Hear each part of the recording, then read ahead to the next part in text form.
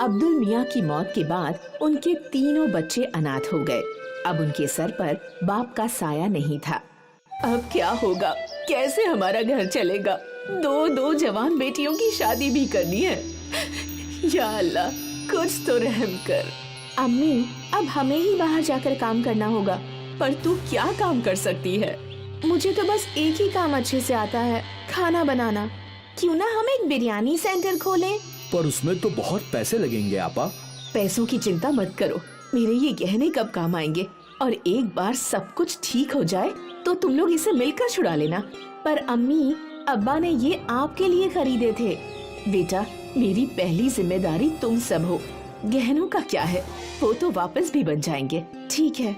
शिफा ने अपनी अम्मी के गहने ले लिए और उन्हें गिरवी रखकर उसे 20,000 रुपए मिले। उन पैसों से उन लोगों ने छोटा सा ठेला खरीद लिया और तीनों भाई बहन मिलकर उस ठेले पर काम करने लगे। ले लो गर्मा गर्म बिरयानी, जायका ऐसा कि उंगलियां चाटते रह जाओगे। ले लो गरम गरम बिरयानी। कई लोगों ने उनके ठेले की बिरयानी चखी और सभी को वो बिरयानी अच्छी लगी। वाह, क्या बिरयानी है, हमने कभी इतनी स्वादिष्ट बिरयानी नहीं खाई। हाँ, बहुत अच्छी बिरयानी है। शुक्रिया भाईजान, ये हमारी अम्मी का नुस्खा है, हमारी अम्मी की स्पेशल बिरयानी। बहुत अच्छी है। और देखते ही देखते उनका बिरयानी का ठेला चल पड़ा। अब लोगों की भीड़ लगने लगी। मुझे 2 बिरयानी पार्सल देना। ठीक है। मुझे भी दो। अब नदीम को लोगों को बुलाने की जरूरत नहीं थी। ठेले पर इतनी भीड़ रहती थी कि तीनों भाई बहन मिलकर ऑर्डर दिया करते थे। ये लीजिए आपका ऑर्डर। ये आपका। ये आपका। 1 महीने बाद शिफा अपने कमाए हुए रुपए गिन रही थी। ये लीजिए अम्मी, इस महीने का मुनाफा 20,000 रुपए। क्या? आपने सही सुना, 20,000 रुपए। इतने सारे पैसे? हमारी बिरयानी लोगों को बहुत पसंद आ रही है। ग्राहकों की हमेशा भीड़ लगी रहती है अम्मी। या अल्लाह, तेरा लाख लाख शुक्रिया। तूने मेरे बच्चों को कामयाबी अता फरमाई। शुक्रिया। अम्मी, अगले महीने ही आपके गहने छुड़वा लेंगे हम, इंशाल्लाह। आज शिफा का परिवार बहुत खुश था। उनके अब्बा के इंतकाल के बाद पहली बार उनके घर में कुछ अच्छा हो रहा था। तीनों भाई बहन ने अपनी मेहनत जारी रखी और दिन दुगुनी और रात चौगुनी तरक्की करने लगे। ये सब हम तीनों की एकता की वजह से हो रहा है। बिल्कुल आपा। और हम हमेशा एक ही रहेंगे। हाँ, हमेशा। कुछ महीनों में तीनों ने ठेले से होटल बना लिया। नदीम काउंटर पर बैठा करता और शिफा और सना बिरयानी पकाया करती। नदीम भाई, वही स्वाद है ठेले वाला। बिल्कुल, यही तो हमारी अम्मी का नुस्खा है। भाईजान, जायका कभी नहीं बदलेगा। लोग अक्सर इनकी बिरयानी के स्वाद की तारीफ किया करते थे। धीरे धीरे इन्हें पार्टीज के केटरिंग कॉन्ट्रैक्ट भी मिलने लगे। भाई, मेरे घर कल एक पार्टी है, 100 लोगों की बिरयानी चाहिए। जी बिल्कुल मिलेगी ना, पर वही स्वाद चाहिए जो हम यहाँ खाते हैं। बिल्कुल वही जायका रहेगा, आप बेफिक्र होकर ऑर्डर दे जाइए। तीनों भाई बहन बहुत खुश थे कि उनका कारोबार बड़ा होता जा रहा था। फिर एक दिन क्या हुआ, ये ऑर्डर अब तक गया नहीं। वो कादरी साहब के घर में निकाह था, पर किसी कारण से वो निकाह टूट गया, तो अब ये खाना नहीं जाएगा। या अल्लाह, बहुत बुरा हुआ। तुम एक काम करो, ये खाना गरीबों को खिला दो, कम से कम कादरी साहब की दुआ मिलेगी। ठीक है आपा। अपनी बड़ी बहन के कहने पर नदीम ने सारी बिरयानी फकीरों में बांट दी, पर उसका मन नहीं था। जब वो होटल लौटा तो सना वहीं थी। आपा कहाँ हैं? वो तो घर गई हैं। मुझे समझ नहीं आ रहा कि आपा ने इतनी सारी बिरयानी गरीबों में बांटने को क्यों बोल दी। क्या बोल रहे हो तुम? सना आपा, आज कादरी साहब के घर पर निकाह था। उन्होंने 300 लोगों की बिरयानी का ऑर्डर दिया था, लेकिन किसी कारण से उनके घर का निकाह टूट गया, तो अब बिरयानी बच गई थी। मैं सोच रहा था कि हम बिरयानी बेच देंगे, पर आपा ने बोला कि सारी बिरयानी गरीबों में बांट दो। ये तो सही फैसला नहीं हुआ। हम उस बिरयानी से भी पैसे कमा सकते थे आपा। हाँ बिल्कुल, हमारी आपा बहुत नेक दिल है, इसीलिए उन्होंने सोचा होगा कि जब हमें बिरयानी के पैसे मिल गए हैं तो क्यों ना बिरयानी गरीबों में बांट दी जाए, पर उन्हें दुगने मुनाफे का ख्याल आया ही नहीं होगा। हो सकता है। तभी शिफा वहाँ आई और सना और नदीम ने अपनी बातचीत बंद कर दी। सारी बिरयानी गरीबों में बांट दी ना? हाँ हाँ बिल्कुल। कम से कम कादरी साहब को दुआएं मिले, अभी उन्हें दुआओं की खास जरूरत है। जी। सना और नदीम अपनी बड़ी बहन के फैसले से सहमत नहीं थे। खैर, उनका कारोबार चलता रहा। उन्हें और भी बड़े बड़े ऑर्डर्स मिले। उनका होटल भी अच्छा चल रहा था। फिर कुछ महीनों बाद एक और ऑर्डर कैंसिल हो गया। नदीम, अंसारी जी का ऑर्डर कैंसिल हो गया है, तुम ये सारी बिरयानी गरीबों में बांट दो। ठीक है आपा। नदीम ने हाँ तो कह दिया, पर उसका मन नहीं था। बड़ी बहन के घर जाने के बाद सना और नदीम बातें करने लगे। क्या हम ये बिरयानी बेच नहीं सकते? अभी तो रात के 10 बज गए हैं, अब शायद ही ग्राहक आएंगे। एक काम करते हैं, इसे अंदर रख देते हैं, कल पहले यही बेचेंगे। हाँ हाँ, ये सही होगा। दोनों भाई बहन ने मिलकर वो बिरयानी छुपा दी। अगले दिन उन लोगों ने पहले वो बिरयानी बेची और वो दोनों बहुत खुश थे कि मुनाफा दुगना हो रहा है, और शिफा इस बात से अनजान थी। फिर क्या था, जब भी कोई ऑर्डर कैंसिल होता, अगले दिन वो बिरयानी सना और नदीम होटल में बेचा करते थे। ये सिलसिला काफी महीनों तक चलता रहा। एक दिन ये बासी बिरयानी एक रेगुलर कस्टमर की प्लेट में आई। नदीम भाई, कुछ तो गड़बड़ है, बिरयानी में वो स्वाद नहीं है। ऐसा कैसे हो सकता है भाई? हम तो हमेशा से वैसी ही बिरयानी बना रहे हैं। ठीक है। धीरे धीरे सारे कस्टमर्स को बिरयानी की गड़बड़ समझने लगी और उन्हें वो स्वाद पसंद नहीं आ रहा था। अचानक उनके होटल में ग्राहक कम हो गए। तभी शिफा सोच में डूब गई। अचानक ऐसा क्या हो गया? हमारे ग्राहक टूट क्यों रहे हैं? ऐसा चलता रहा तो कैसे चलेगा? नदीम को अपनी गलती समझ में आई। वो अपनी आपा के सामने रोने लगा। मेरी गलती है, मैंने और सना आपा ने बासी बिरयानी ग्राहकों को खिलाई। क्या? नदीम ने अपनी आपा के सामने सारी गलती कबूल की। ये तूने क्या कर दिया? ज्यादा मुनाफा कमाने के चक्कर में धंधा ही तोड़ दिया। अब हम कैसे ग्राहकों को वापस लाएंगे? हमें माफ कर दीजिए आपा। हमें नहीं पता था कि ऐसा कुछ हो जाएगा। तुम्हारे लालच ने सब कुछ बर्बाद कर दिया। तीनों सोचने लगे कि अब वो लोग क्या कर सकते हैं, और फिर अगले दिन शिफा को एक रास्ता मिल गया।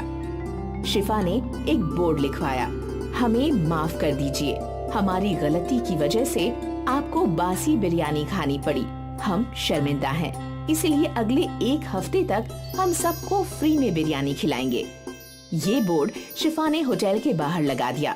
कस्टमर्स ने बोर्ड पढ़ा और वो फ्री की बिरयानी खाने होटल में आ गए, और एक बार फिर उन्हें ताज़ी बिरयानी का स्वाद पसंद आने लगा। ये तो बिल्कुल पहले जैसी है। हाँ हाँ, मजा आ गया। भले ही उनको 1 हफ्ते फ्री में बिरयानी खिलानी पड़ी, पर उनकी मुश्किल का हल निकल गया। उनके ग्राहक लौट आए और सना और नदीम को समझ में आ गया कि लालच बुरी बला है। एक बार फिर अम्मी की बिरयानी चल पड़ी। कितामपुरा नाम का एक गांव था, जहां पर आदित्य पकौड़ा बेचा करता था। बारिश का समय था और सब बारिश में आदित्य की दुकान में पकौड़ा खाने के लिए आया करते थे। एक दिन काफी जोर से कितामपुरा में बारिश आने लगी और तभी एक आदमी आदित्य के पास आता है। आदित्य, जल्दी दुकान बंद करो और निकलो, गांव में बाढ़ आने वाली है। क्या सच में? हाँ भाई, सच में, जल्दी निकलो। आदित्य अपनी दुकान बंद करके गांव से बाहर चला जाता है और गांव में तेज बारिश के कारण बाढ़ आ जाती है। सिर्फ मनोज के खेत को छोड़कर सारे गांव वालों के खेत खलिहान उजड़ चुके थे। गांव में भूखमरी का समय आ चुका था। अब हम क्या खाएंगे? पूरे गांव के खेतों को तो बाढ़ उजाड़ कर ले गई। कोई बात नहीं, आप सब मुझसे अपने खाने के लिए सब्जियां खरीद सकते हैं। सिर्फ मेरे खेत को ही इस बाढ़ में कुछ नहीं हुआ। आदित्य अपनी पकौड़े की दुकान को एक बार फिर गांव में खोल लेता है, मगर उसके पास पकौड़े बनाने की सामग्री नहीं होती। वो मनोज सब्जी वाले से सब्जी खरीदने जाता है। अरे मनोज भाई, 3 किलो प्याज देना। और कितना भाव हो गया प्याज का? 70 रुपए किलो प्याज का भाव चल रहा है भाई। क्या 70 रुपए, वो भी 1 किलो के? मनोज भाई ये गलत है। आपको पता है कि गांव की स्थिति क्या चल रही है। लोगों के पास खाने के लिए खाना तक नहीं है और उनके खेत भी तहस नहस हो चुके हैं। उनके कमाने का स्रोत ही खेती है। इस समय लोगों की मदद की जगह आप लोगों को लूटने में लगे हैं। अरे आदित्य, तुम अपना पेट भरो ना, तुम्हारे आगे पीछे तो कोई है नहीं, तो तुम्हें इतना दूसरों के बारे में क्यों सोच रहे हो? गलत है, बहुत गलत है ये मनोज। आदित्य लोगों के उजड़े हुए खेतों को देखता है और कहता है, एक समय था जब ये सब लोगों की रोजी रोटी का जरिया हुआ करता था, मगर ये सब कुछ बंजर सा लग रहा है। एक दिन इनकी सालों की मेहनत को डुबा ले गया। गांव में भुखमरी छाई है, लोग बीमार हो रहे हैं और मैं हमेशा की तरह आज भी कुछ नहीं कर पा रहा। मैं किसी काम का नहीं हूँ। आदित्य गांव की स्थिति को लेकर उदास था। तभी उस उजड़े खेत पर एक मनुष्य चमत्कारी रूप से आ जाता है। मैं समुद्र का राजा हूँ। ये जो बाढ़ तुम्हारे गांव में आई थी, ये मेरी ही गलती की वजह से आई थी। मुझे क्षमा कर देना बेटा। जब बारिश हद से ज्यादा आने लगी तो मैं अपने समुद्र की सीमा को अपने संतुलन में नहीं रख पाया, जिस वजह से इस गांव में बाढ़ आ गई। आज गांव में लोगों के पास खाने के लिए कुछ भी नहीं है और मैं उनके लिए कुछ भी नहीं कर पा रहा। मैं अपनी गलतियों को सुधारना चाहता हूँ। बताओ, तुम इन गांव वालों की मदद क्यों करना चाहते हो? मैं अपना जीवन अकेले जीता रहा हूँ। इन गांव वालों को छोड़कर मेरा और कोई नहीं है। ये गांव वाले ही मेरा परिवार हैं। मैं जानता हूँ आदित्य, तुम पकौड़े बेचा करते थे ना? आदित्य, मैं जो वस्तुएं तुम्हें दे रहा हूँ, इनसे गांव वालों की मदद करना जब तक उनके खेत फिर से खिलखिलाना उठे।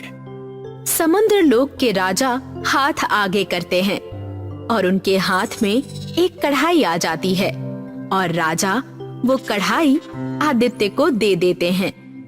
इस कढ़ाई का मैं क्या करूं महाराज? पकौड़े बनाने के लिए प्याज और तेल की भी जरूरत है, वरना मैं पकौड़े बेचकर गांव वालों की मदद कैसे करूंगा? ये कोई ऐसी वैसी कढ़ाई नहीं है। इसमें तुम्हें तेल की आवश्यकता नहीं पड़ेगी। इसमें तुम पानी डाल देना और किसी सब्जी की जरूरत नहीं पड़ेगी। बाढ़ में आए हुए पत्थर को इस कढ़ाई में डाल देना, वो पकौड़े बन जाएंगे। आदित्य कढ़ाई को लेकर अपने घर चला जाता है और कढ़ाई में पानी डालता है और फिर उसके अंदर पत्थर डालता है। पत्थर थोड़ी देर बाद पकौड़े में बदल जाते हैं। ये तो सच में पकौड़े में बदल गए। मैं कल से ही गांव में पकौड़े बेचना शुरू कर देता हूँ, वो भी एकदम कम दामों में। आदित्य गांव में पकौड़े बेचना शुरू कर देता है। तभी वहाँ पर एक आदमी उसके पास से पकौड़े लेने आता है। मुझे थोड़े पकौड़े दे दो बेटा। मेरी एक छोटी लड़की है, उसने भी बहुत दिनों से कुछ नहीं खाया। उसकी तबीयत भी ठीक नहीं है। दे दो बेटा, थोड़ा खाने के लिए पकौड़े दे दो। बिल्कुल चिंता मत कीजिए, मैं अभी देता हूँ। इसके पैसे देने की आपको कोई जरूरत नहीं है। आप बस अपना और अपनी बेटी का ध्यान रखिए। और ये लीजिए, एक प्लेट अभी यहीं खा लीजिए। जैसे ही वो आदमी उन पकौड़ों को खाता है तो मानो जैसे उसमें एक नई जान सी आ गई हो। खाते ही वो एकदम तंदुरुस्त हो जाता है। ये तो चमत्कारी पकौड़े हैं। इसे खाते ही मेरी पीठ का दर्द गायब हो गया और मैं तंदुरुस्त महसूस कर रहा हूँ। ये जादुई पकौड़े हैं। इसे मैंने पत्थर से बनाए हैं। इसे खाकर लोगों की बीमारी भी ठीक हो जाती है। आदित्य उस आदमी को सारी बातें बताता है और धीरे धीरे करके सब आदित्य के पकोड़े की दुकान पर आना शुरू कर देते हैं। जो कोई बीमार था वो सारे लोग पकोड़े खाकर ठीक होने लग गए थे। ये पकोड़े तो बहुत ही स्वादिष्ट हैं। जितना खाओ उतना ही कम लगता है, मन भरता ही नहीं है। हाँ, सही कह रही हो। और तो और इन पकौड़ों ने मेरी बेटी की तबीयत भी ठीक की है। मैं आदित्य का बहुत आभारी हूँ। ऐसे मुश्किल वक्त में उसने हम गांव वालों का बहुत साथ दिया है। गांव में हर जगह सिर्फ आदित्य के जादुई पकोड़े की ही चर्चा हो रही थी। ये सब देखकर मनोज को बिल्कुल अच्छा नहीं लगता है। अब इन लोगों को क्या हो गया है?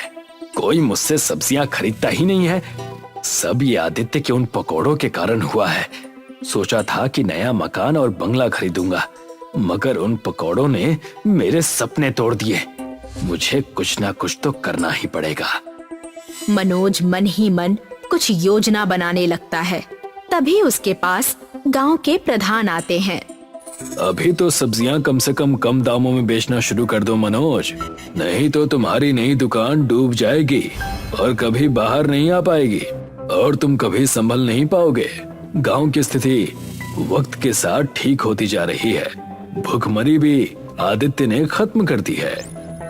आप सही कह रहे हैं प्रधान जी, मगर ये जादुई पकौड़े आदित्य बनाता कैसे है?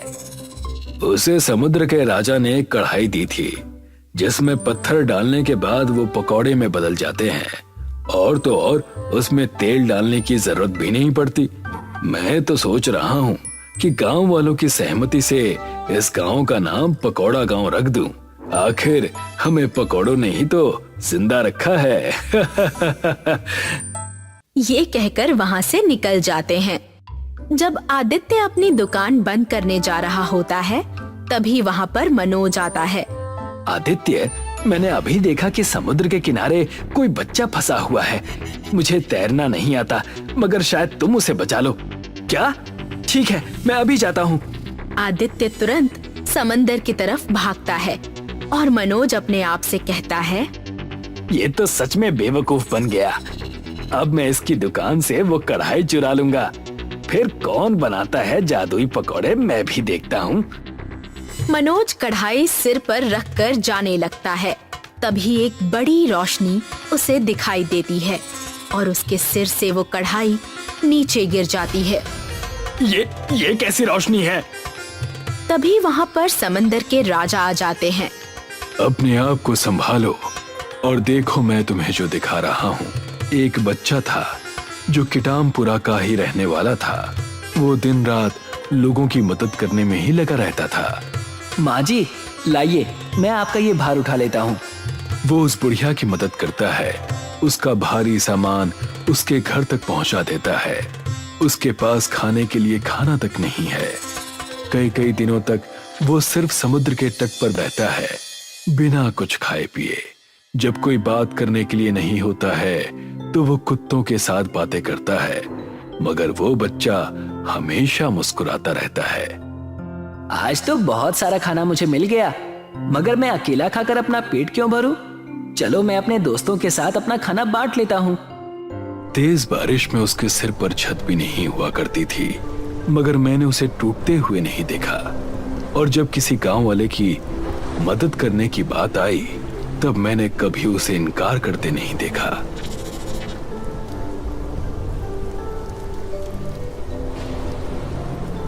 एक दिन प्रधान उसे देखते हैं तेज बारिश में।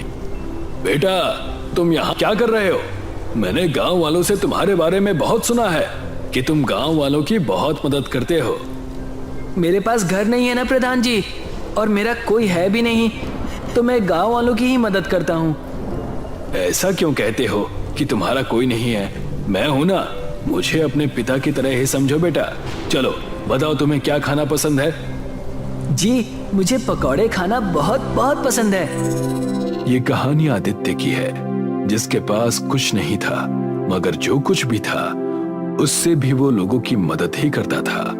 और एक यहाँ तुम हो जिसके पास सब कुछ है, फिर भी किसी की मदद नहीं करते। मुझे माफ कर दीजिए महाराज। अब जब सबके खेत खलिहान बढ़ेंगे, तुम्हारे सिर्फ घटेंगे। जब भी इस गांव में बारिश आएगी, तुम्हारे खेत और खलिहान नष्ट हो जाएंगे, मगर गांव वालों के खेत एक नई सुबह की तरह खिलेंगे। मनोज निराश होकर वहाँ से चला जाता है। आदित्य भी अपनी दुकान पर वापस आ जाता है और पकौड़े बेचना शुरू कर देता है। और प्रधान सारे गांव वालों की सहमति से गांव का नाम किटामपुरा गांव से पकौड़ा गांव रख देते हैं। मीनू और राजू महाराष्ट्र के एक गांव में रहते थे। बचपन में ही उनके माता पिता का देहांत हो गया था, इसलिए उनकी दादी ने उन्हें पाला था। गरीबी के कारण उनके घर में गैस सिलेंडर नहीं था। तीनों सुबह सुबह जंगल में लकड़ियाँ चुनने जाते थे। मीनू, तूने अभी तक कितनी लकड़ियाँ बीनी हैं? मैंने 15 लकड़ियाँ बीनी है बुद्धू, और तूने अभी तक सिर्फ 10 लकड़ियाँ बीनी है। दादी ये झूठ बोल रही है। इसने सिर्फ 10 लकड़ियाँ बीनी थी और फिर मेरी 5 लकड़ियाँ चुरा ली। तुम दोनों लड़ना बंद करो। तुम आपस में प्रतियोगिता क्यों करते हो? अपना अपना काम करो और उसी में खुश रहो। एक दिन सब, राजू, मीनू और उनकी दादी लकड़ियाँ बिन रहे थे तो उन्हें किसी के कराहने की आवाज सुनाई दी। ये आवाज तो तालाब की तरफ से आ रही है। चलो चल कर देखते हैं। कहीं कोई खतरनाक जानवर हुआ तो? बेटा, जरूरतमंदों की मदद करनी चाहिए। हमें कम से कम एक बार तो देख कर आना ही चाहिए कि कौन कराह रहा है। तीनों तालाब के किनारे पहुँचे। उन्होंने झाड़ियों में से छिपकर देखा कि एक राक्षस तालाब किनारे लेटा हुआ है और कराह रहा है।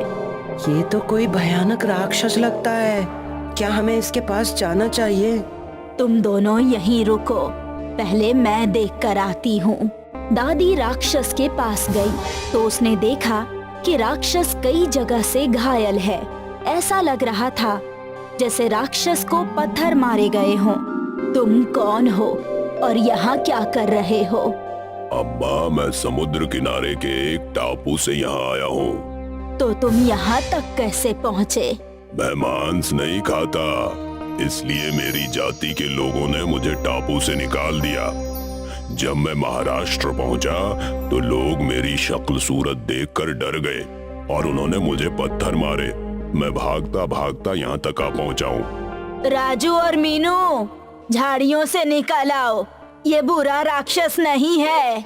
राजू, मीनू और दादी ने मिलकर राक्षस के घाव धोए और खाने को फल दिए। ये फल हमने इस जंगल से ही तोड़े हैं। तुम ढूंढोगे तो तुम्हें यहाँ आम, जामुन और अमरूद के पेड़ मिल जाएंगे। अब दादी, राजू और मीनू जब भी लकड़ियाँ इकट्ठी करने जाते थे, राक्षस से मिलकर आते। लेकिन एक दिन एक सरकारी अधिकारी ने तीनों को रोक लिया।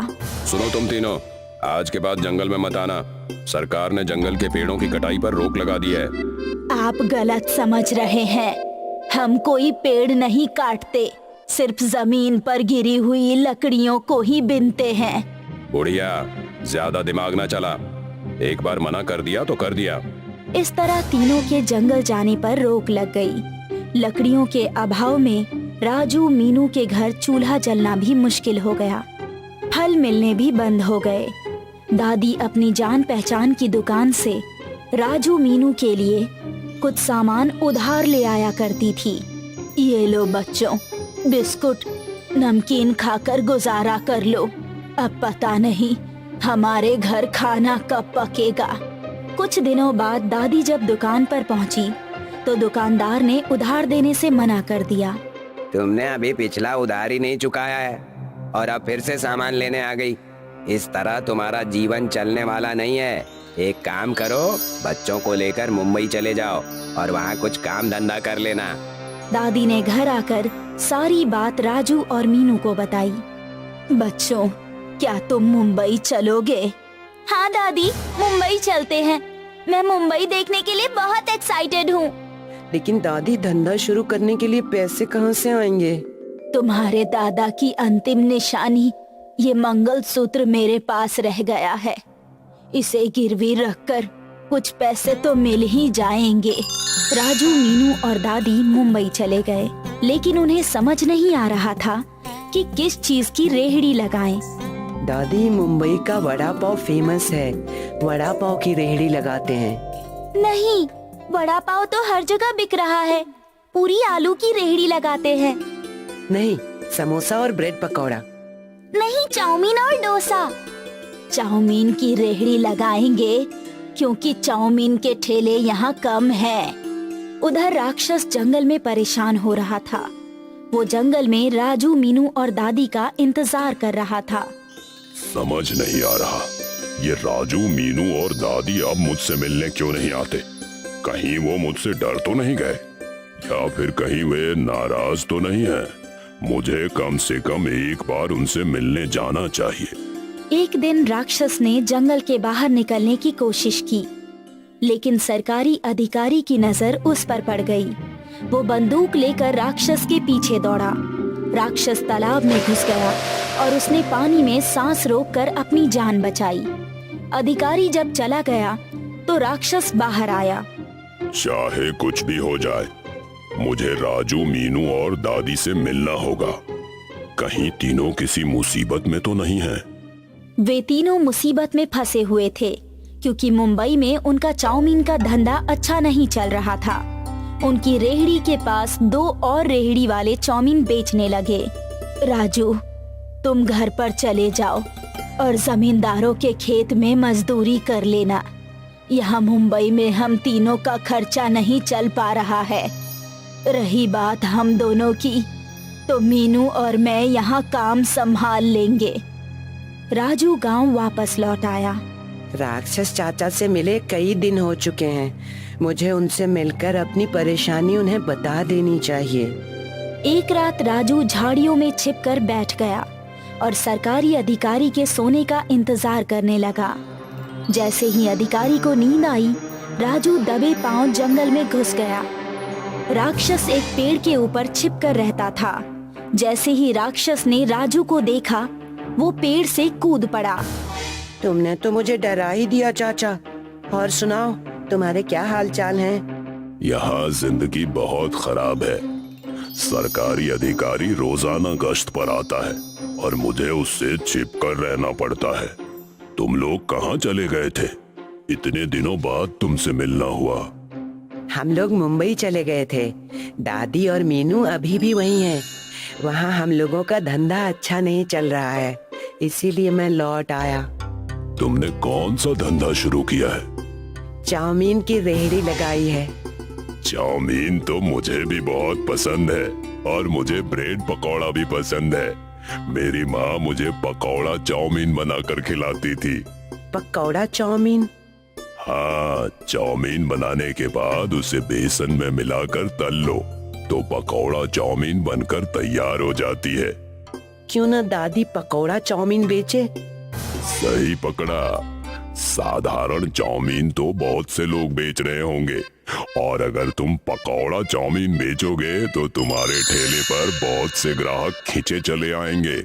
राक्षस चाचा, इस बार मैं मुंबई अकेले नहीं जाऊंगा। आप भी मेरे साथ चलो। नहीं, मुझे पब्लिक में जाते हुए डर लगता है। डरो मत, मैं लोगों को विश्वास दिलाऊंगा कि तुम एक अच्छे राक्षस हो। राजू ने अगले दिन सरकारी अधिकारी से बात की।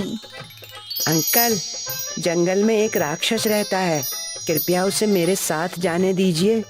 राक्षस हम सब लोगों के लिए खतरा है, इसलिए मैं उसे मार कर ही दम लूंगा। आप मेरी बात का विश्वास कीजिए। वो राक्षस मांस नहीं खाता, इसलिए उसके टापू के लोगों ने उसे निकाल दिया।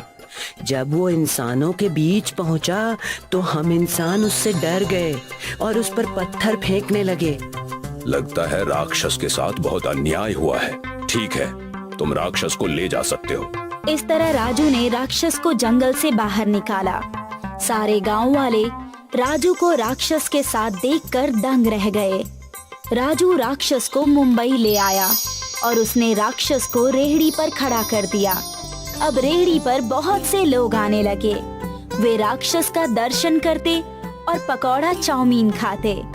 इस तरह राजू, मीनू और दादी के पास से पैसों की कमी दूर हो गई और वे खुशहाल जीवन बिताने लगे। अगर उन तीनों ने राक्षस की मदद न की होती तो आज वे राक्षस के दम पर पैसे नहीं कमा पाते। तभी तो कहते हैं, अच्छे कर्मों का अच्छा फल अवश्य मिलता है। गांव में मेला लगा हुआ था। रंग बिरंगी दुकानों की रौनक, बच्चों की हंसी ठिठोली और मिठाई की खुशबू चारों तरफ फैली हुई थी। एक तरफ मालती चाची की पकौड़ों की दुकान पर भीड़ लगी हुई थी। लोग कतार में खड़े थे और गर्मा गर्म पकौड़ों की खुशबू से माहौल महक रहा था। चाची, आज भी वही पुराना स्वाद। आपके पकोड़े तो जैसे जादू कर देते हैं। अरे भाई, प्यार से बनाए गए पकोड़ों में स्वाद तो होगा ही। गरम गरम लो, और हाँ, थोड़ी चटनी और डाल दूं? हाँ चाची, चटनी के बिना तो पकौड़े अधूरे लगते हैं। भीड़ बढ़ती जा रही होती है। पास में मालती चाची की बेटी गुड्डी पैसे संभाल रही होती है। अम्मा, आज तो फिर सारे पकौड़े खत्म हो जाएंगे। हाँ बेटा, मेला हो या कोई त्योहार, हमारे पकौड़ों के बिना तो सब अधूरा लगता है। दूसरी तरफ धनीराम की दुकान पर इक्का दुक्का लोग ही खड़े होते हैं। उसके पकौड़ों में वैसा स्वाद नहीं होता जो मालती चाची के पकौड़ों में होता है। धनीराम झल्लाया हुआ होता है और मालती चाची की भीड़ को देख जल भुन रहा होता है। ये मालती चाची के पकौड़ों में ऐसा क्या है जो लोग उधर ही भागते हैं? मैंने भी वही मसाले डाले, वही तेल, फिर भी लोग इधर क्यों नहीं आते? धनीराम का नौकर रामू धीरे से धनीराम के पास आता है। मालिक, मैंने सुना है कि मालती चाची अपने मसालों में कुछ खास डालती है। क्या खास डालती है? पता नहीं मालिक, लेकिन लोग कहते हैं कि उनके पकौड़े में प्यार और मेहनत का स्वाद होता है। प्यार का स्वाद? अरे ये सब बकवास है। कुछ तो ऐसा करना होगा कि इनका धंधा बंद हो जाए। धनीराम की आंखों में जलन साफ दिख रही थी। दूसरी तरफ मालती चाची की दुकान पर भीड़ बढ़ती जा रही थी। गांव में गर्मी बढ़ गई थी। सूरज आग उगल रहा था। मालती चाची की दुकान पर सन्नाटा पसरा हुआ था। लोग अब ठंडी चीजों की तलाश में यहाँ वहाँ भटक रहे थे। अम्मा, आज फिर कोई नहीं आया। पकौड़े तो ठंडे हो गए।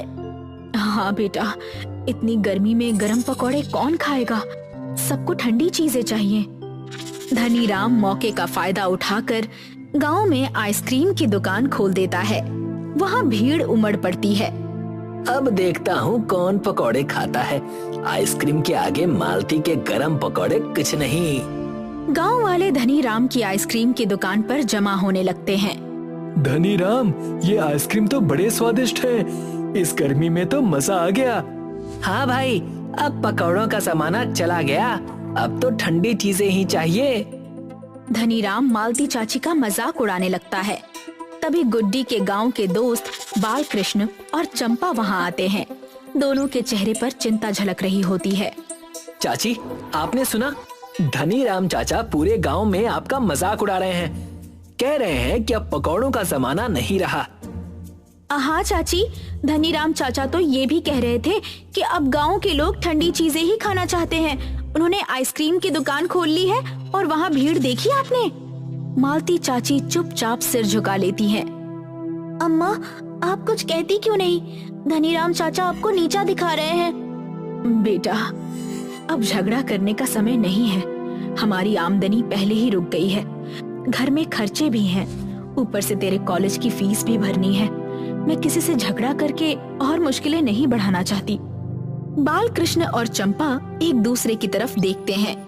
उनके चेहरे पर चिंता और गुस्सा दोनों झलकता है। सूरज की हल्की रोशनी चारों तरफ फैल रही होती है। आंगन में एक कोने में पकौड़ों की कढ़ाई और सामान बिखरा पड़ा होता है। मालती चाची चारपाई पर बैठी हुई होती है। अम्मा, मैंने दाखिला पा लिया, शहर के उस बड़े प्राइवेट इंस्टीट्यूट में। कब से क्लास शुरू हो रही है? अगले महीने से अम्मा। वहाँ का माहौल बहुत अच्छा है। मैंने तो सोचा भी नहीं था कि मेरा चयन हो जाएगा। मालती चाची की आंखों में खुशी के साथ साथ चिंता की हल्की परछाई दिखती है। लेकिन बेटी, हम अगर घर और जमीन दोनों भी बेच दें तो भी पूरी फीस जमा नहीं हो पाएगी। अम्मा, मैंने इस दाखिले के लिए बहुत मेहनत की थी, दिन रात पढ़ाई की थी। अगर फीस जमा ना हुई तो सब बेकार हो जाएगा। मेरी जिंदगी बर्बाद हो जाएगी अम्मा। गुड्डी की आंखों से आंसू टपकने लगते हैं। मत रो बेटा, तेरे सपने टूटने नहीं दूंगी मैं। लेकिन अम्मा, पैसे कहाँ से आएंगे? अगर पकौड़े बिकते होते तो शायद कुछ हो सकता था, लेकिन गर्मी की वजह से धंधा ठप हो गया है। अम्मा, कुछ तो करना पड़ेगा ना। तेरी पढ़ाई में मैंने अब तक जो कुछ कमाया सब लगा दिया। मालती चाची आंगन में चुपचाप बैठी हैं। माथे पर चिंता की लकीरें साफ दिखाई दे रही हैं। दूर से रामधन काका आते हैं। मालती बहन, इतनी रात को यहाँ बैठी हो, क्या बात है? परेशान दिख रही हो। क्या बताऊं काका, धनीराम की आइसक्रीम की दुकान इतनी चल रही है कि मेरे पकौड़े अब कोई पूछ ही नहीं रहा। घर का खर्च भी मुश्किल से चल रहा है और ऊपर से गुड्डी की फीस का इंतजाम भी नहीं हो पा रहा। समझ नहीं आ रहा क्या करूं। मालती बहन, मैंने एक बात सुनी है, अगर हिम्मत हो तो तुम्हारी समस्या का हल मिल सकता है। क्या बात है काका, बताइए। सुनो बहन। दंत कथा है? नहीं मालती बहन, ये दंत कथा नहीं बल्कि वास्तव में है। अगले दिन मालती बालकृष्ण और चंपा को बुलाती है। बालकृष्ण, चंपा, मैं तुम दोनों से एक बात कहना चाहती हूँ। क्या बात है चाची? रामधन काका ने बताया कि पहाड़ियों के उस पार हिमपुत्र रहता है। उसके पास एक ऐसे बर्फ के पकौड़े का नुस्खा है जिसे अगर हम ले आए तो दुकान फिर से चल सकती है। चाची, आप चिंता मत करो, हम हिमपुत्र से वो नुस्खा जरूर ले आएंगे। पर बेटा, रास्ता बहुत कठिन होगा। वहाँ खतरनाक जंगल और अनजान रास्ते हैं। चाची, जब इरादा पक्का हो तो रास्ते की मुश्किलें हमें डरा नहीं सकती। हम हिमपुत्र से वो नुस्खा जरूर लाएंगे। हिमपुत्र सामने बैठा होता है। गुफा में ठंडी हवा बह रही होती है। बालकृष्ण, चंपा और गुड्डी सामने खड़ी होती हैं। मैं जानता हूँ कि तुम लोग किस लिए आए हो, लेकिन बर्फ के पकौड़ों का नुस्खा पाने के लिए तुम्हें एक सवाल का जवाब देना होगा। सवाल? कैसा सवाल? सवाल ये है, अगर तुम्हें दो रास्ते दिखें, एक रास्ता आसान हो लेकिन मंजिल अधूरी हो और दूसरा रास्ता कठिन हो मगर मंजिल पूरी हो, तो तुम कौन सा रास्ता चुनोगे और क्यों? हम दूसरा रास्ता चुनेंगे हिमपुत्र। हाँ, क्योंकि सच्ची खुशी मेहनत और संघर्ष से मिलती है। तुमने सही उत्तर दिया। मैं तुम्हें बर्फ के पकौड़े बनाने का नुस्खा देता हूँ। ये पकौड़े बाहर से सुनहरे और कुरकुरे होंगे लेकिन अंदर से ठंडक देंगे। अगली सुबह चाची पकौड़े तल रही थी और पकौड़ों की खुशबू चारों ओर फैल रही थी। गांव के लोग धीरे धीरे दुकान के पास इकट्ठा होने लगे। अरे, ये पकौड़े तो कुछ अजीब लग रहे हैं। धुआं तो निकल रहा है लेकिन हाथ में ठंडक महसूस हो रही है। क्या बात कर रहे हो? धुआं भी निकल रहा है और ठंडक? अरे वाह, ये तो सचमुच ठंडे हैं। गर्मी में ठंडे पकौड़े, ये कैसे मुमकिन है? इन्हें कहते हैं बर्फ के पकौड़े और कुरकुरे होते हैं लेकिन अंदर से बर्फ जैसे ठंडे होते हैं। ये हिमपुत्र का अनोखा नुस्खा है। अभी खाकर देखो, गर्मी में ठंड का एहसास होगा जैसे किसी ठंडी जगह पर बैठे हो। हाँ, जैसे एसी में बैठे हो। सच में ये तो कमाल का स्वाद है। मालती चाची, ये पकौड़े तो आइसक्रीम से भी ज्यादा मजा दे रहे हैं। भाई, अब तो गर्मी में पकौड़े ही खाएंगे। मालती चाची के बर्फ के पकौड़े चमत्कार हैं। कुछ ही घंटों में मालती चाची की दुकान पर भीड़ लग जाती है। हर कोई बर्फ के पकौड़ों का स्वाद लेना चाहता है। मालती चाची, 2 और पकौड़े देना, मजा आ गया। भाभी, मेरे लिए भी 4 पकौड़े रख दो, घर ले जाकर बच्चों को खिलाऊंगा। कुछ दिन बाद धनीराम परेशान बैठा होता है। उसकी दुकान सूनी हो गई थी। अरे इधर आओ, मेरी आइसक्रीम खाओ। अरे इधर आओ, मेरी आइसक्रीम खाओ, ठंडी ठंडी आइसक्रीम। अरे धनीराम, अब आइसक्रीम कौन खाएगा? जब बर्फ के पकौड़े से ही ठंडक मिल रही है तो तेरी आइसक्रीम किस काम की? अब तो दुकान बंद करनी ही पड़ेगी। कुछ ही दिनों में गांव में मालती चाची और उनके बर्फ के पकौड़े मिसाल बन गए। गांव में बर्फ के पकौड़ों की खुशबू फैलती रहती और मालती चाची की दुकान की रौनक बरकरार रहती। एक गांव में अंकुर नाम का एक गरीब व्यक्ति रहा करता था। अंकुर गांव में छोटी मोटी मजदूरी करके अपने परिवार का पेट पाला करता था। बिंदिया, चल बाजार चलते हैं, थोड़े से पैसे बचे हैं, बस आज की ही सब्जी और आटा आ सकता है। बिंदिया अपनी माँ के साथ बाजार चली गई। बाजार में अचानक बिंदिया की नजर एक बर्फ गोले के ठेले पर पड़ी। माँ, देखो ना कितनी गर्मी हो रही है, मुझे एक बर्फ का गोला खिला दो ना। अपनी बेटी की बात सुनकर विद्या बर्फ के गोले के ठेले के पास जाकर ठेले वाले से बोली, भैया, एक बर्फ का गोला कितने का है? 10 रुपए का। क्या 10 रुपए का? मैं जब छोटी थी तब 1 रुपए का आता था। वो जमाने चले गए, खरीदना है तो खरीदो, नहीं तो अपना रास्ता नापो। विद्या अपने घर पर आ गई। शाम को जब उसका पति वापस आया तो बोला, क्या बात है विद्या, तुम्हारा चेहरा उतरा हुआ क्यों है? आज मुझे पहली बार पता चला कि गरीब की समाज में कोई इज्जत नहीं होती। आखिर हुआ क्या है, कोई बताएगा मुझे? विद्या रोते हुए सारी घटना अंकुर को बताने लगी। तुम जरूर सत्तू गोले वाले के पास चली गई होगी। सत्तू वैसे भी हर ग्राहक से बड़ी बदतमीजी से बात करता है। अगले दिन अंकुर मुखिया जी के पास चला गया। क्या बात है अंकुर, आज मेरे घर का रास्ता कैसे याद आ गया? आप गलत सोच रहे हैं मुखिया जी, मैं तो यहाँ पर आपसे कुछ पैसे उधार मांगने के लिए आया हूँ। अंकुर की बात सुनकर मुखिया चौंकते हुए बोला, अंकुर, पैसे उधार उन्हें दिए जाते हैं जिनमें वापस लौटाने की क्षमता हो। मेरी पूरी बात तो सुन लीजिए मुखिया जी, मैं एक बर्फ के गोले का ठेला लगाना चाहता हूँ, आप मेरी मदद कर दीजिए। शाम तक जितनी भी बिक्री होगी उसमें से सिर्फ 1/4 आप मुझे दे दीजिए, बाकी आप रख लीजिएगा। अंकुर की बात सुनकर मुखिया अपने मन में बोला, ये तो एक नंबर का मूर्ख निकला, सिर्फ 1/4 ही मांग रहा है। इसका मतलब 100% में 75% का मुझे फायदा होगा। ठीक है, मुझे तुम्हारा सुझाव पसंद आया, लेकिन याद रखना, शाम तक मुझे मेरे मुनाफे के पैसे मिल जाने चाहिए। इतना बोलकर मुखिया ने कुछ पैसे अंकुर के हाथ में रख दिए। अंकुर खुशी खुशी अपने घर पर चला गया और सारी बात अपनी पत्नी को बताता हुआ बोला, देखना विद्या, हमारे बर्फ के गोले का ठेला हमारे गांव में धूम मचा देगा। मुझे बचपन से ही बर्फ के गोले बनाना बहुत पसंद है, और हाँ, अब बिंदिया को भी दूसरों की दुकानों पर जाने की कोई आवश्यकता नहीं है। अगले दिन अंकुर ठेले पर बर्फ के गोले रखकर गली गली मोहल्ले मोहल्ले में बेचने लगा। एक ग्राहक भयंकर गर्मी में अपने माथे का पसीना पोंछते हुए अंकुर के ठेले के पास आकर खड़ा हो गया। क्या बात है भैया, आपके माथे से तो बहुत पसीना बह रहा है।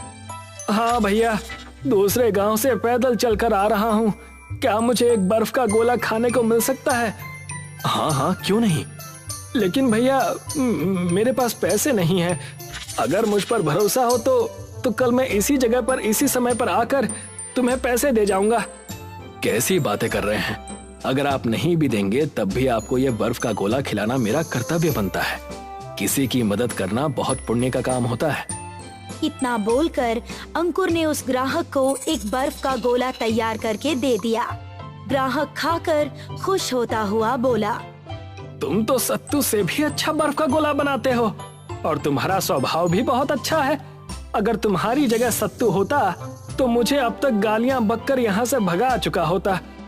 अगले दिन वो ग्राहक अंकुर को पैसे देकर चला गया। अंकुर की दुकानदारी पूरे गांव में जमने लगी। अब अंकुर के हिस्से में 1/4 रकम भी शाम तक बहुत सारी जमा होने लगी। अंकुर शाम को अपने हिस्से के पैसे अपनी पत्नी विद्या के हाथ में रख देता है। आपने तो कहा था कि आपने मुखिया जी से सिर्फ 1/4 हिस्सा ही मांगा है, लेकिन आप जो रोज रोज मेरे हाथ में बहुत सारे पैसे रख देते हैं, वो? ये सब ईश्वर की कृपा है विद्या, जबकि मैं तो बच्चों को बर्फ के गोले मुफ्त में खिलाता हूँ। ये काम आप बहुत अच्छा करते हैं। बच्चों से बर्फ के गोले के पैसे नहीं लेने चाहिए। इधर सत्तू चिंतित अवस्था में अपनी दुकान पर अपने नौकर रामू को बुरी तरह से डांट रहा था। ये सब क्या हो रहा है रामू? मैं देख रहा हूँ पिछले 1 महीने में हमारी बिक्री में बहुत तेजी से गिरावट आई है। इसमें मेरा कोई दोष नहीं है सेठ जी। क्या आपको दिखाई नहीं दे रहा कि गांव का हर व्यक्ति अब सिर्फ अंकुर के ठेले से ही बर्फ का गोला खरीदता है, क्योंकि वो गरीबों से और बच्चों से पैसे नहीं लेता। अब तो मुझे इस अंकुर का कुछ ना कुछ करना ही पड़ेगा। इधर अंकुर भयंकर गर्मी में धूप में खड़ा हुआ ग्राहकों का इंतजार कर रहा था कि तभी एक सुंदर 10 वर्षीय लड़की जो कि बहुत अच्छे कपड़े पहनी हुई थी, वो आकर बोली, मुझे भी एक बर्फ का गोला खिलाइए ना। मैंने बहुत तारीफ सुनी है, लेकिन मेरे पास पैसे नहीं है। लेकिन तुम्हारे कपड़े देखकर तो ऐसा लगता है जैसे कि तुम बहुत अमीर घराने की कोई सुंदर बच्ची हो। आपको खिलाना है तो खिलाइए, नहीं तो मना कर दीजिए। अंकुर मुस्कुराता हुआ एक बर्फ का गोला उस सुंदर बच्ची को देता हुआ बोला, मैं बच्चों का दिल नहीं तोड़ता। वो लड़की बर्फ का गोला खाते हुए अंकुर से बोली, लेकिन मेरा घर तो यहाँ से बहुत दूर है। आपने मुझे बर्फ का गोला खिलाया है, इसके बदले में मैं आपको बर्फ के गोले के पहाड़ का पता बताऊंगी, लेकिन अभी उसका समय नहीं आया है, परंतु जल्दी आ जाएगा। इतना बोलकर वो बच्ची वहाँ से चली गई। अंकुर ने बच्ची समझकर उसकी बात पर कोई ध्यान नहीं दिया। शाम को अंकुर जब मुखिया के पास गया तो वहाँ उसने सत्तू को बैठे हुए पाया। अंकुर, कल से तुम्हें बर्फ के गोले का ठेला लगाने की कोई आवश्यकता नहीं है। क्या मुझसे कोई गलती हो गई? मैंने तुम्हें धंधा करने के लिए पैसे दिए थे, लोगों को मुफ्त में बांटने के लिए नहीं दिए थे। लेकिन मैं आपके हिस्से का पैसा तो ईमानदारी से आपको दे जाता हूँ। सारे के सारे पैसे मेरे ही तो हैं, इसमें तुम्हारा क्या हिस्सा है? अब तुम यहाँ से जा सकते हो। अगले दिन मुखिया ने अंकुर का ठेला भी उसके घर से उठवा लिया। अंकुर बेचारा फिर से सड़क पर आ गया। वो चिंतित अवस्था में एक पेड़ के नीचे बैठा हुआ था कि तभी वही बच्ची उसके पास आकर बोली, मैंने आपसे कहा था ना कि समय बहुत जल्दी आने वाला है, चलिए मेरे साथ। अंकुर इससे पहले कुछ समझता कि तभी उस बच्ची ने उसका हाथ पकड़ लिया। लेकिन तुम मुझे कहाँ ले जाना चाहती हो? वो सामने पहाड़ देख रहे हो ना, वहाँ पर मैं आपको कुछ दिखाना चाहती हूँ। शाम तक अंकुर को इतनी आमदनी हो गई जितनी कि वो महीने भर में भी नहीं कमा पाता था। ये आपका ठेला तो बहुत ही सुंदर है जी, कहाँ से मिला ये आपको? ये एक रहस्य है विद्या, इसके बारे में ना पूछो तो ही अच्छा है। अंकुर की बात सुनकर विद्या ने मुस्कुरा दिया। कुछ ही महीनों में अंकुर के बर्फ के गोले आसपास के गांवों और शहरों में भी प्रसिद्ध होने लगे। अब तो बड़े बड़े महानगरों से भी लोग सिर्फ अंकुर के ही बर्फ के गोले का स्वाद लेने के लिए उसके गांव में आने लगे। अंकुर का घर टूटी फूटी झोपड़ी के बजाय एक हवेली में परिवर्तित हो चुका था और यही बात मुखिया और सत्तू को पसंद नहीं आई। ये सब क्या हो रहा है मुखिया जी? मैं आपको हर रोज अपने बर्फ के गोले की दुकान में से 25% हिस्सा दे देता हूँ और मैं फिर भी सड़क पर आ गया। कुछ तो गड़बड़ है। उसके पास जो ठेले की तरह जो बग्गी है वो किसी भी एंगल से इस संसार की मालूम तो नहीं पड़ती। मुझे लगता है कि हम दोनों को उस पर नजर रखनी चाहिए। सत्तू और मुखिया उस दिन से अंकुर पर नजर रखने लगे और एक दिन उन्होंने अंकुर को उस बर्फ के गोले के पहाड़ पर जाते हुए देख लिया। क्या मैं जो देख रहा हूँ वो सच है? हाँ, ये सच है, बिल्कुल सच है। अब समझ में आया कि इस भिखारी के पास इतनी दौलत कहाँ से आई। तो फिर देर किस बात की है? आज से हम दोनों भी इसी बर्फ के गोले के पहाड़ से गोले लेकर बेचेंगे। चलो। सत्तू और मुखिया बर्फ के गोले के पहाड़ पर चले गए कि तभी उन्हें वही स्त्री झोपड़ी से बाहर निकलती हुई दिखाई दी। तुम दोनों का स्वागत है।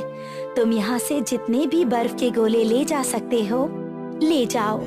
वहाँ सामने तुम्हें एक बग्गी नुमा ठेला दिख रहा है, उसमें तुम ये बर्फ के गोले भर लो।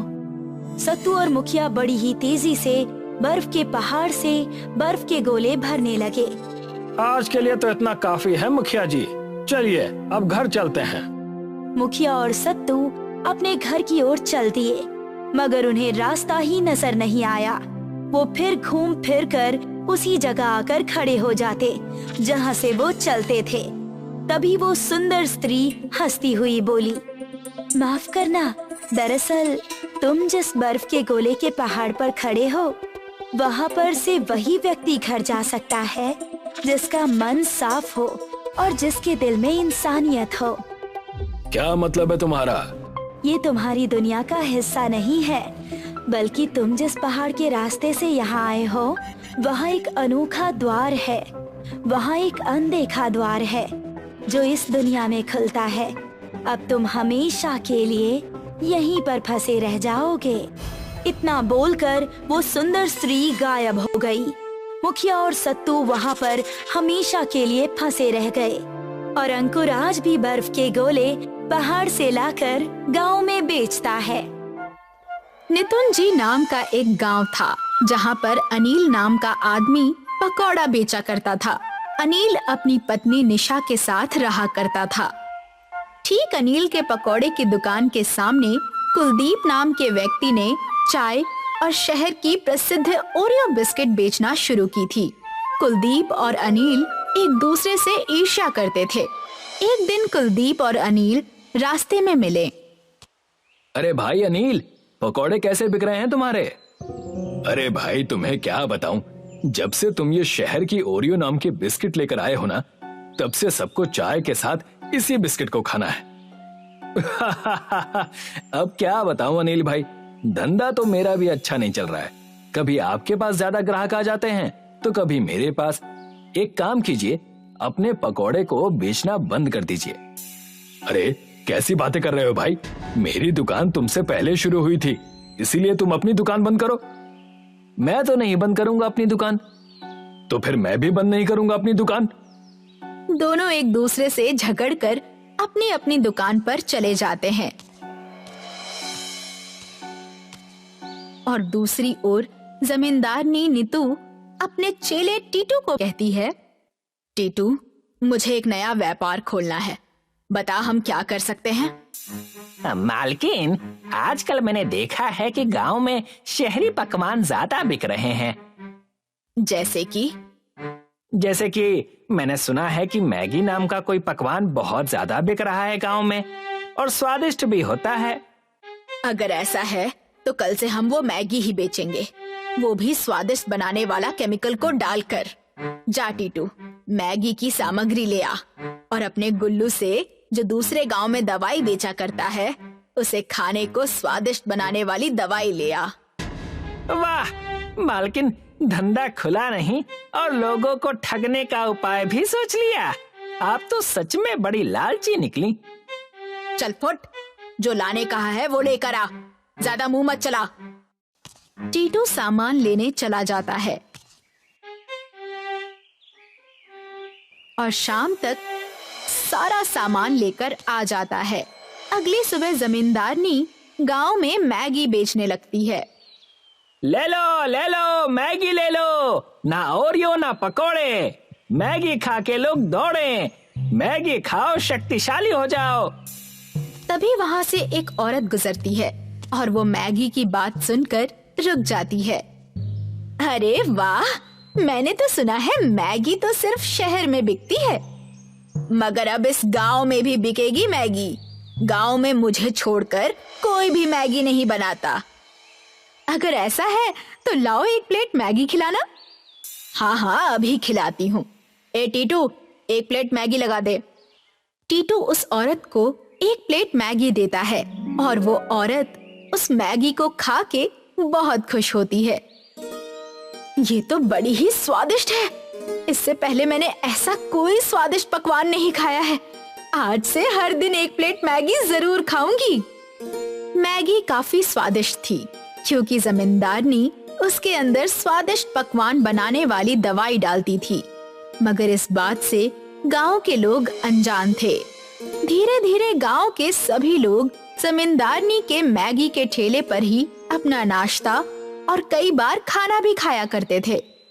अनिल और कुलदीप के ग्राहक ना के बराबर हो चुके थे। इसलिए एक दिन कुलदीप अनिल के पास जाता है और उससे कहता है, अरे अनिल भाई, आजकल धंधा कितना हो रहा है? अब क्या बताएं, धंधा तो ना के बराबर चल रहा है। सब उस जमींदारनी की मैगी के कारण हुआ है। अनिल भाई, मुझे लगता है हमें एक बार जाकर वो मैगी खानी चाहिए। हाँ, चलो जाकर खा के आते हैं। अनिल और कुलदीप दोनों ही जमींदारनी की मैगी की दुकान पर जाते हैं।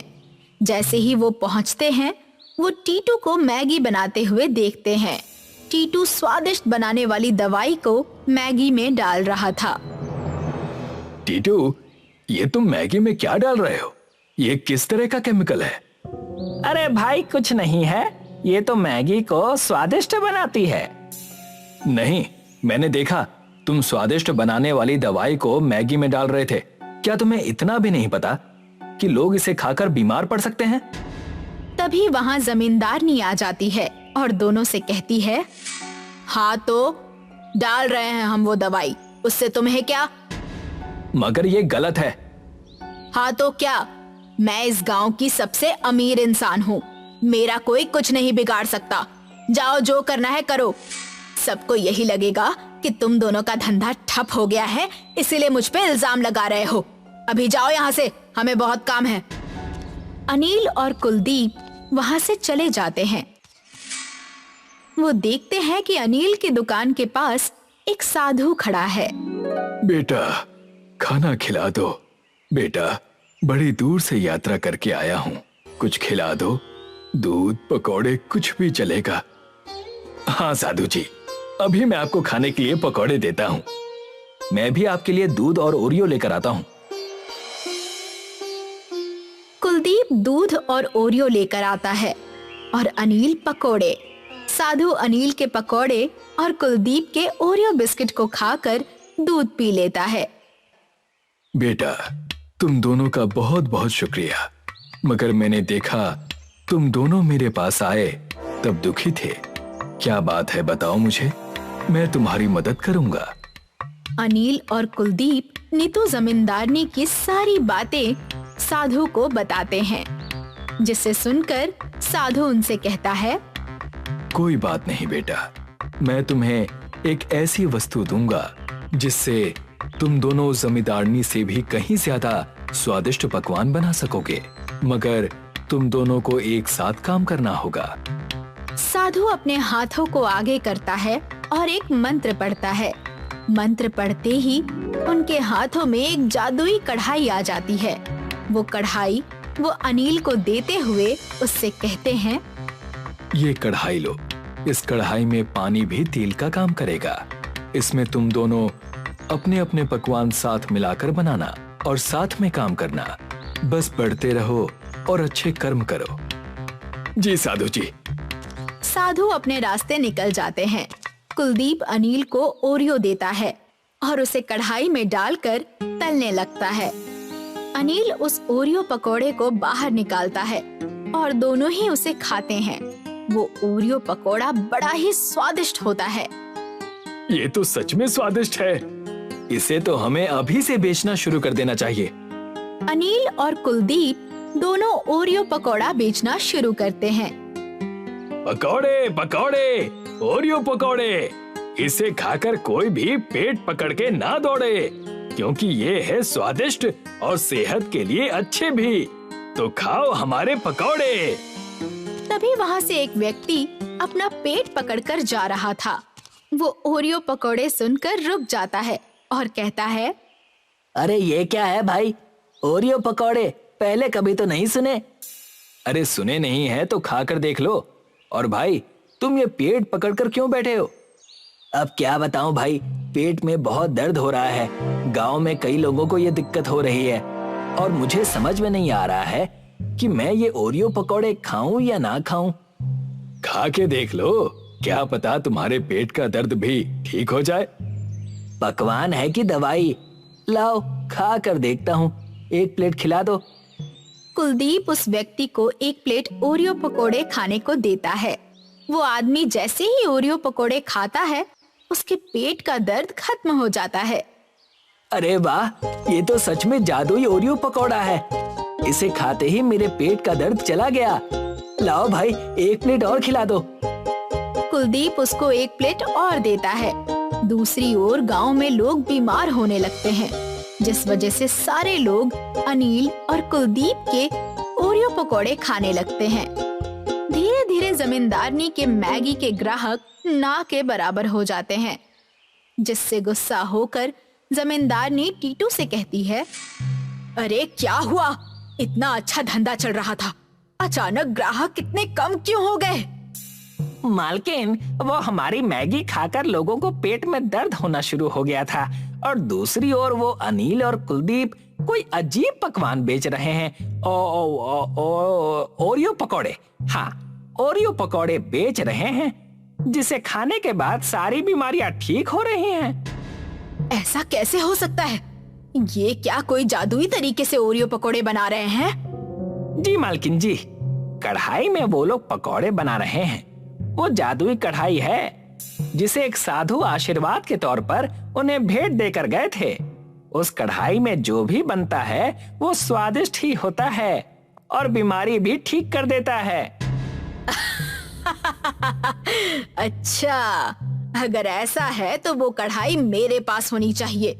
जैसे ही रात होगी, हम दोनों जाकर उस कढ़ाई को चुरा लेंगे। टीटू पहले छल किया करती थी और अब चोरी भी करने लग गई।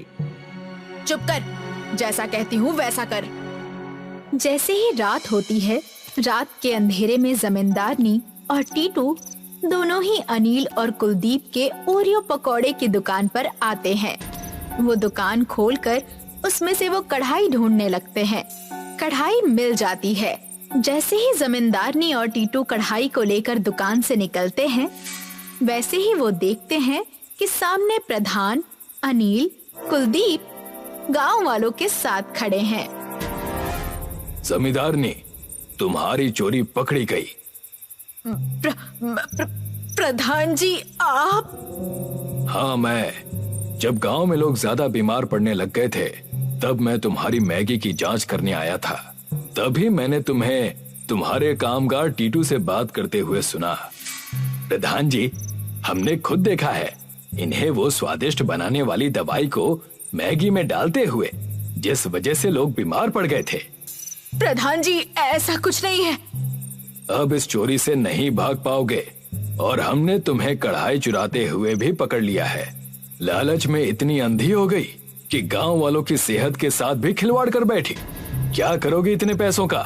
क्या मृत्यु के बाद एक पीतल का सिक्का भी अपने साथ ले जा पाओगी? तो किस बात का इतना लालच? तुम्हें और तुम्हारे कामगार दोनों को इस गांव से निकाला जाता है। चले जाओ और कभी अपनी शक्ल मत दिखाना।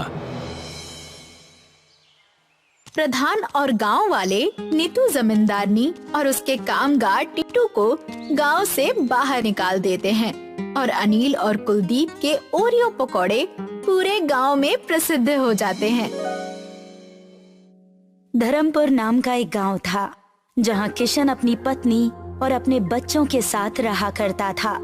वो अपने परिवार का बहुत ख्याल रखता था। गांव हाईवे के करीब होने के कारण वहां का व्यापार बहुत अच्छा चलता था। किशन वैसे तो एक गरीब किसान था। उसका शहर जाकर दुकान खोलने का सपना था। काश मैंने अपनी माँ की बात मान ली होती, तो मैं आज इस कदर परेशान नहीं होती और अपना भविष्य तुम्हारे साथ नहीं देखना पड़ता। तुम हर सुबह मुझे ताना सुनाती हो। अपने मायके क्यों नहीं चली जाती? यहाँ तुम्हें कम से कम 2 वक्त की दाल रोटी तो मिल रही है, वहाँ तुम्हें क्या मिलेगा? देखिए जी, आप भले ही मुझसे जो जी में आए कहिए, लेकिन मेरे मायके वालों के बारे में कुछ मत कहिए। अच्छा बाबा, ठीक है, पर तुम इतनी बौखलाई हुई क्यों हो? बच्चों ने कितने दिनों से बर्गर और पिज़्ज़ा नहीं खाया है। उनकी जिद है कि अब उन्हें घर का खाना नहीं खाना। तुम तो जानती हो भाग्यवान, इस बार खेती में ज्यादा बारिश के कारण हमें कितना नुकसान हुआ है। ऊपर से नील गाय कितने सारे आ गए हैं। अब हम खेती बाड़ी तो कर ही नहीं सकते। ये मैं समझ सकती हूँ, पर बच्चों को कौन समझाए?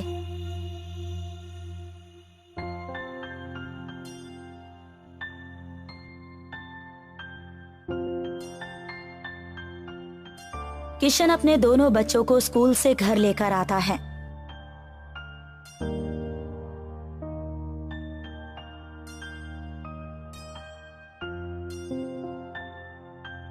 बच्चे घर के अंदर आते ही सवाल पूछने लगते हैं। पापा, मेरा पिज्जा कहाँ है?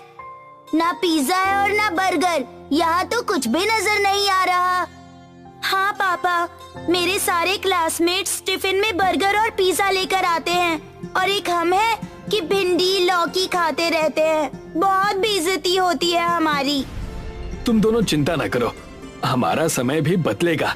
कुछ दिन और इंतजार कर लो। किशन और बच्चों की बात सुनकर साया की आंखों में आंसू आ गए। तब साया ने किशन से कहा, मैं कुछ दिनों के लिए अपने बच्चों को लेकर अपने मायके चली जाती हूँ। मेरा भाई उन्हें ये सारी चीजें लाकर दे देगा जो आप नहीं दे पा रहे हैं। इतना कहने के बाद साया अपने बच्चों को लेकर अपने मायके चली जाती है और किशन घर पर अकेला रह जाता है।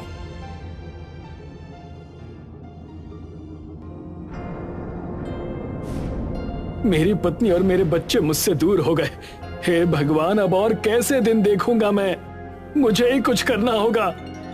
किशन को रोता देख वहाँ पर गांव के बहुत बड़े जमींदार रामचरण सिंह आ गए और किशन से पूछने लगे।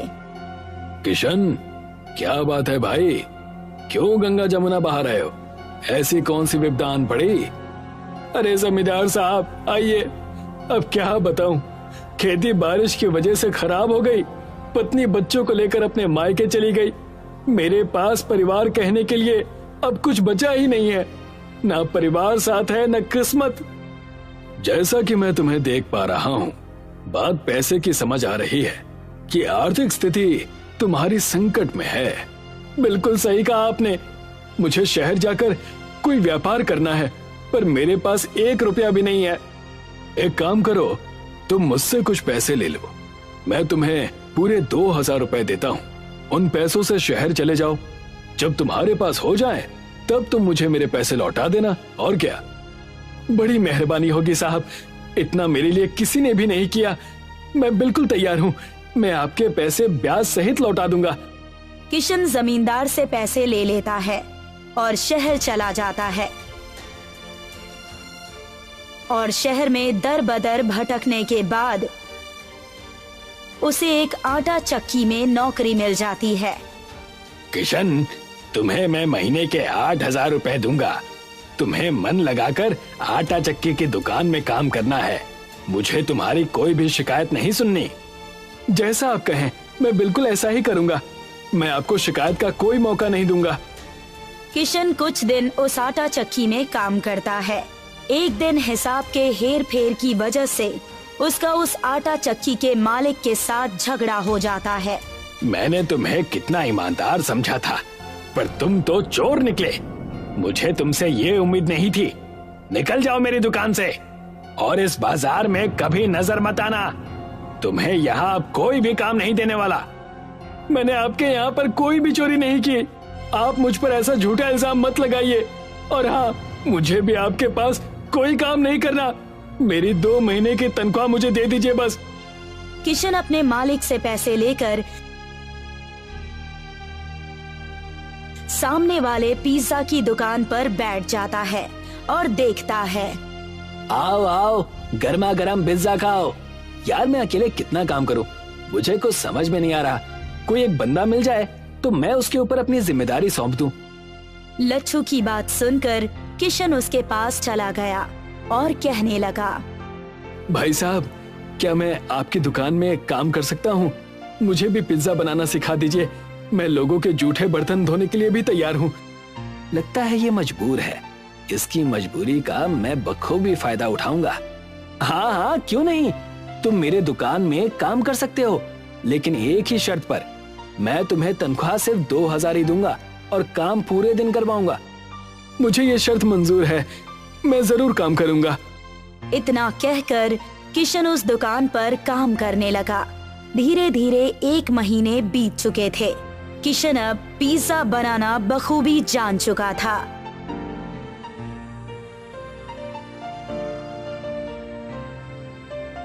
थोड़े से पैसे जमा करके किशन अपनी पत्नी और अपने बच्चों से मिलने अपने ससुराल पहुंचता है, जहां वो देखता है कि उसके बच्चे जूते सिलने और उन्हें पॉलिश करने का काम कर रहे हैं और उसकी पत्नी साया लोगों के घरों में काम कर रही है।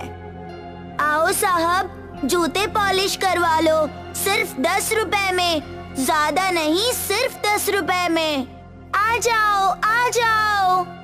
अपने बच्चों की ये दशा देखकर किशन की आंखों में आंसू आ जाते हैं और वो उनके पास जाकर उनसे कहता है, ये सब क्या हो रहा है मेरे बच्चों? तुम्हारी ये दशा कैसे हो गई? और तारा की मम्मी कहाँ है? अपने पिता किशन को देखकर दोनों बच्चे उसके गले लग जाते हैं और उसके पास रोने लगते हैं। किशन को देखकर साया भी बड़ी खुश हुई और किशन से कहने लगी, मुझे माफ कर दीजिएगा जी, मेरी छोटी सी गलती की वजह से बहुत बड़ा बखेड़ा खड़ा हो गया। मैं यहाँ पर अपने भाई और उसकी पत्नी की बहुत ताने सुनती हूँ। बस अब बहुत हुआ, चलिए अब अपने घर चलिए। नहीं नहीं, मैं कहीं नहीं जाने वाला। मुझे तुम्हारे भाई से मिलना है। आखिर कैसे वो मेरे बच्चों से जूते पॉलिश करवा सकता है? किशन साया के बड़े भाई यानी अपने बड़े साले से जाकर मिलता है और उससे गुस्से में कहता है, तुम्हारी इतनी हिम्मत कि तुमने मेरे बच्चों से काम करवाया और मेरी पत्नी से भी। अब क्या करूं? मेरे पास इतने पैसे हैं नहीं कि मैं इन्हें हर रोज इनके मन का खाना खिला सकूं, और इतना ही है तो इन्हें लेकर यहाँ से चले जाओ। मैं अपनी पत्नी और बच्चों को लेकर यहाँ से जा रहा हूं।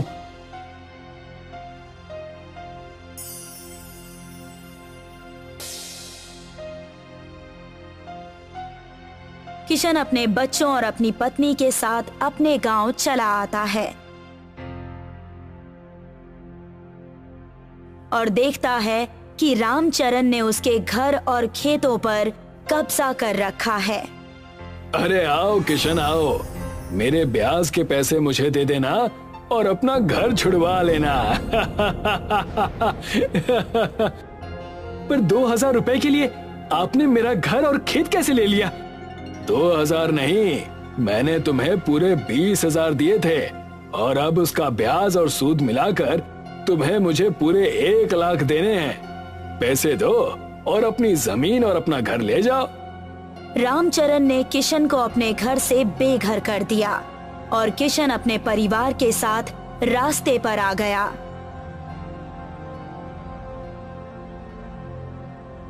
और तब किशन ने अपनी पत्नी साया से कहा, तुम चिंता ना करो भाग्यवान, मेरे पास एक तरकीब है जो हमें करनी है।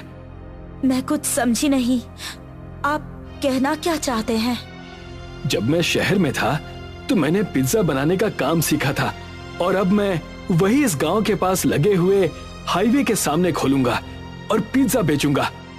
क्या सच? आप सच में पिज्जा की दुकान खोलेंगे? जैसा आप कहें जी, मैं तो कब से चाहती हूँ कि ऐसा कुछ हो और मैं दुकान चलाऊं, और तो और मुझ में दुकान चलाने का हुनर भी है। तब देर किस बात की, हम ऐसा ही करेंगे। किशन और साया ने हाईवे के एक जमीन पर एक छोटा सा पिज्जा का दुकान खोल लिया और उसका नाम रखा पिज्जा एक्सप्रेस हाईवे।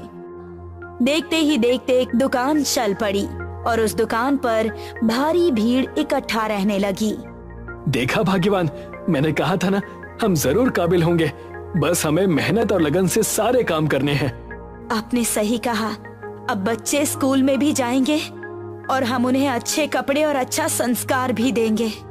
एक तरफ किशन के घर पर खुशियां आई हुई थीं, दूसरी तरफ रामचरण किशन की कामयाबी से जलने लगा था। रामचरण ने तय किया, उस किशन ने तो काया ही पलट दी और अब ये मैं देख नहीं सकता। कल मुझे मेरे पैसे देकर अपना घर और खेत दोनों मुझसे ले गया। मालिक, आप भी खामखा चिंता कर रहे हैं, हमें बस उसकी दुकान तोड़नी ही तो है, और क्या। आज ही रात को हम उसकी दुकान तोड़ देंगे। भाई साहब, आपके पास कुछ खाने को है? मैं कई दिनों से भूखी हूँ। आइए बहन जी, आप दुकान के अंदर आइए और पिज़्ज़ा खाइए। साया ने खुद अपने हाथों से एक पिज़्ज़ा उस सुंदर औरत को परोसा।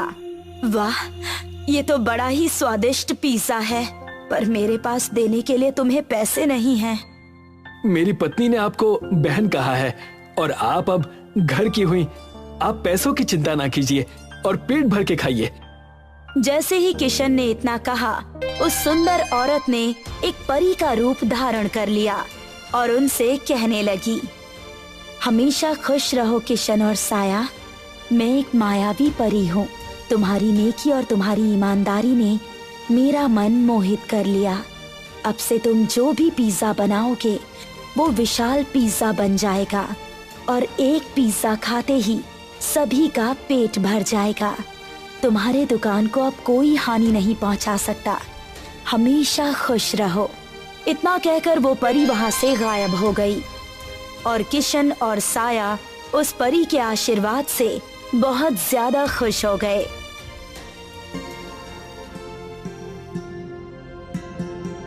रात को रामचरण अपने कुछ गुंडे लेकर उनके दुकान पर पहुंचा। जाओ, इसकी दुकान को हाईवे से नीचे गिरा दो। आप चिंता न करिए। जैसे ही वो गुंडे उस पिज़्ज़ा एक्सप्रेस हाईवे की दुकान के पास पहुंचे, सामने से एक पेड़ की डाली बहुत तेजी से उनकी तरफ आई और उन्हें अपने साथ उठाकर पेड़ के ऊपर लेकर चली गई। बचाओ, हमें बचाओ, यहाँ से नीचे उतारो, बचाओ हमें। उनकी आवाज सुनकर वहाँ पर किशन का परिवार आ गया और कहने लगा, बड़ा मजा आया।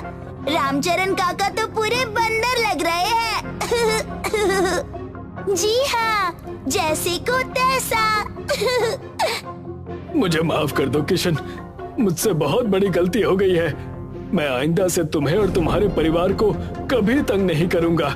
साया के भाई को भी मैंने ही पैसे दिए थे ताकि तुम्हारी पत्नी और बच्चे खुश न रहें। सिर्फ तुम्हारी वजह से मेरा परिवार कितनी मुश्किल में था, तुम्हें इसका अंदाजा भी है? जाओ और अब तुम ऐसे ही तड़पो।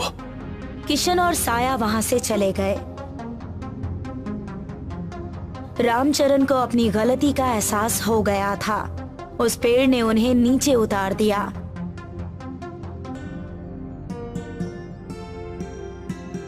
तब से किशन अपना पिज़्ज़ा एक्सप्रेस हाईवे बहुत अच्छे से चलाने लगा और खुशहाल जिंदगी जीने लगा।